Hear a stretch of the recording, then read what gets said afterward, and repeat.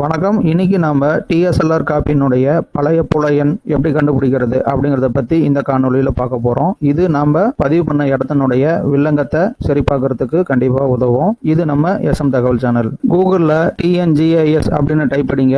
அதுல village master dashboard அப்படிங்கறத click பண்ணுங்க. ஒரு முக்கியமான தகவல், டிஎஸ்எல்ஆர் காப்பியில ஒரு சில இடத்துக்கு மட்டும்தான் பழைய சர்வே நம்பர் வருது. ஏன்னா இணையதளத்தை ஒவ்வொரு நாளும் புதுப்பிச்சுக்கிட்டே இருக்காங்க. ஏற்கனவே வந்த இடத்துக்கு கூட ஒரு சில இடத்துக்கு வராம இருந்திருக்கு. உங்களோட இடம் வந்திருக்குதுன்னா பார்த்து எடுத்து பதிவு பண்ணி வச்சுக்கோங்க. அந்த இணையதளத்துல நமக்கு வலது பக்கம் ஃபில்டர் மாதிரி இருக்கிறத கிளிக் பண்ணிட்டு அதுல நமக்கு அர்பனா ரூரலா அப்படிங்கறத நம்ம தேர்ந்தெடுக்கணும். ஏற்கனவே நான் போட்டிருந்த டிஎஸ்எல்ஆர் காப்பி அப்படிங்கிற காணொலியில இந்த மாதிரி கிளிக் பண்ணி கண்ட்ரோல் ஏ கொடுங்கன்னு சொல்லியிருந்தேன். இப்போ அது தேவையில்லை. இணையதளத்தை புதுப்பிச்சுக்கிட்டே இருக்காங்க.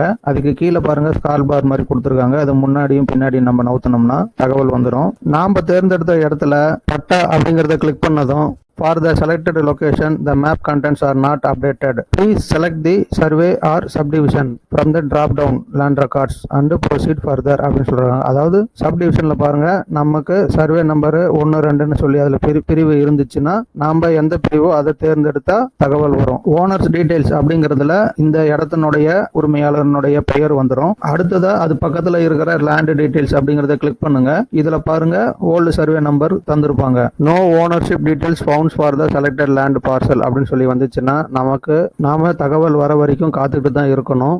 இன்னொரு வழியும் இருக்கு. மேல கொடுத்திருக்கிற சர்வே நம்பரை வச்சு அது கூட நம்மளுடைய கிராமத்தையும் தேர்ந்தெடுத்து வார்டுன்னு சொல்லியும் வருது. நாம நகராட்சியில தேடுறதா இருந்தா அதையும் பார்த்துட்டு எந்த சார் பதிவாளர் அப்படிங்கறதையும் நம்ம தெரிஞ்சுக்கிட்டு ஈஸியில தேடி பாருங்க. அடுத்ததா கிராமத்துல நாம தேர்ந்தெடுத்த இடத்துக்கு இதே மாதிரி பட்டாவை கிளிக் பண்ணிட்டு அதுலயும் நம்ம லேண்ட் ரெக்கார்ட்ஸ்ல பழைய தகவல் எடுத்துக்கலாம். இதுல ஒரு கூடுதல் தகவலா பட்டாக்கு பக்கத்துல எஃப்எம்பி அப்படிங்கறத கிளிக் பண்ணுங்க. சில இடத்துக்கு மட்டும் எஃப்எம்பி ஸ்கெட்ச் வருது. அந்த மாதிரி வந்தா பதிவிறக்கம் பண்ணிக்கோங்க. நானா தோராயமா தேடி பார்த்து அந்த நபர்களுக்கும் நான் நன்றி சொல்லிக்கிறேன். அவ்வளவுதாங்க. இந்த தகவல் உங்களுக்கு பிடிச்சிருந்துச்சுன்னா இந்த சேனலை சப்ஸ்கிரைப் பண்ணுங்க, ஷேர் பண்ணுங்க, லைக் பண்ணுங்க. நன்றி, வணக்கம்.